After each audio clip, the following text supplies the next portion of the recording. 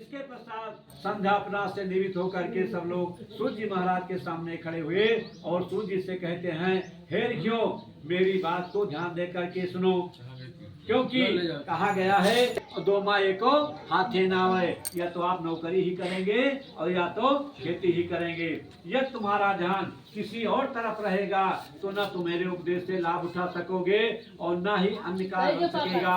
हे ऋषियों, एक समय नारद मुनि परोपकार की इच्छा से नाना लोकों में भ्रमण करते हुए मृत लोक में आए।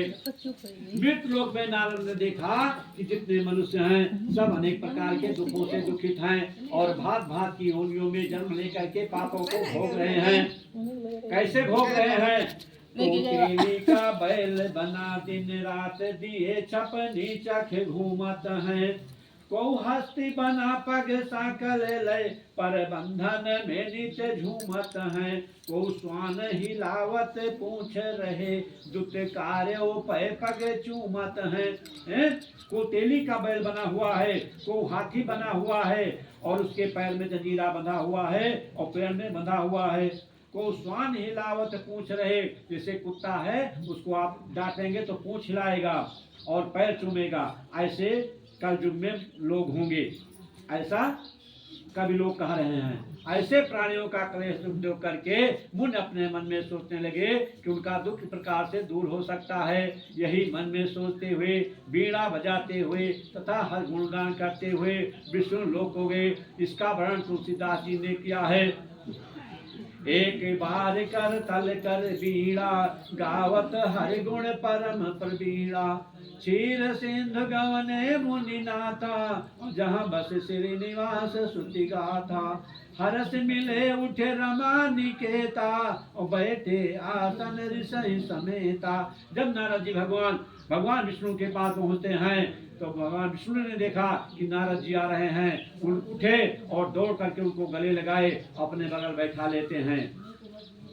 अतः विष्णु लोक में पहुंच करके नारद मुनि ने देखा कि शुक्रवर्ण भगवान चार भुजाओं से युक्त हैं और चारों भुजाओं में कम से शंख चक्र गदा पद्म कंठ में बनमाला सुशोभित है। ऐसे देवों के देव स्वामी भगवान की नारद जी स्तुति करते हैं।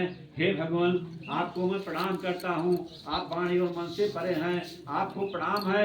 आपके अनेक रूप हैं, आपकी शक्ति अनंत है, आप मध्य मन से रहित हैं, आप निर्गुण तीनों गुण सतरस तम की आत्मा तथा संपूर्ण प्राणों के आकार जो अपने भक्तों के क्लेश दूर करने वाले हैं। किस प्रकार से?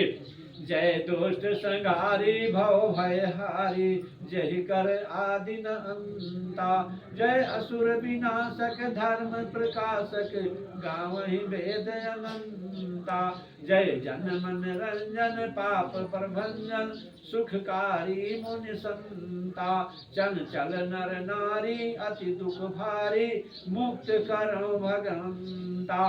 हे प्रभु, सारे नाथ नारायण जितने हैं उनके दुख को आप मुक्त कर दें। इस प्रकार नारद जी के मुखारबिंद से आश्रय सुन करके भगवान नारद से पूछा, हे नारद, आपका आगमन वैकुंठ लोक में किस लिए हुआ है?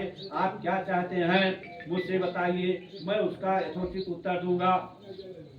नारद जी कहते हैं, मृत लोक के जन सकल है युक्त करे सनन, के उपाय से मुक्त हो मोसो को भगवान। हे प्रभु, मृत लोक में नाना प्रकार के पशु प्राणी सब बहुत क्लेश में हैं और कोई उपाय हो जो मुझसे बता दीजिए।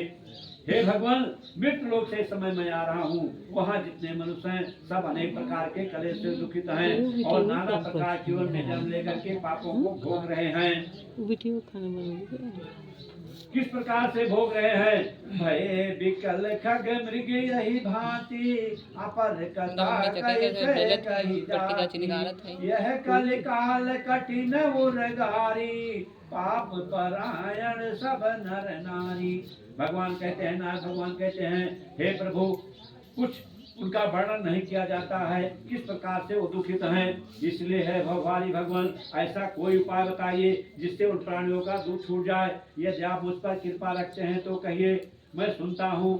दीन दयाल बिरद सम भारी, हरहु नाथ मम संकट भारी। हे प्रभु, हे दीन दयाल, कोई ऐसा उपाय हो मुझसे बताइए और सब सारे संकट को दूर कीजिए।